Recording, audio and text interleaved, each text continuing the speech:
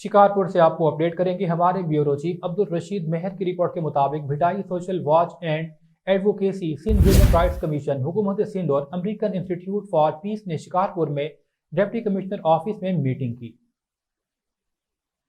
खवातीन और पसमानदा तबकात के कबायली और फिरका वाराना तनाज़ात के हवाले से गुफ्तगू की गई।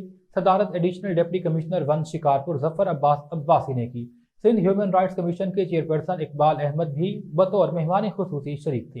इस मौके पर खिताब में जफर अब्बास अब्बासी ने इस अहम मौजू पर असम्बली के इनेकाद पर काविशों को सराहा। उन्होंने कहा कि असम्बली मौसर और मुशावरती थी। कबायली झगड़ों की वजह से मईशत, तालीम और सेहत का बहुत नुकसान हो रहा है। इस हवाले से सिविल सोसाइटी की जिम्मेदारी है कि वो अमन व अमान के क़याम और कबायली तनाज़ात के खात्मे के लिए अपना किरदार अदा करें। इकबाल अहमद ने कहा, सिंध ह्यूमन राइट्स कमीशन 2013 से इंसानी हुकूक के तहफ़्फ़ुज़ और फ़रोग़ के लिए काम कर रहा है। बसपा के academic adviser professor retired doctor Taj Mohammad Lashari ने असम्बली में तजावीज़ पेश करते हुए कहा, वक्त की अहम ज़रूरत है कि मकामी सतह पर अमन के क़याम के लिए ज़िलई अमन कमेटियों को फ़ाल किया जाए। सिविल सोसाइटी सपोर्ट कमेटी कायम की जाए। कारपोरेट समाजी जिम्मेदारी फंड का सही इस्तेमाल होना चाहिए।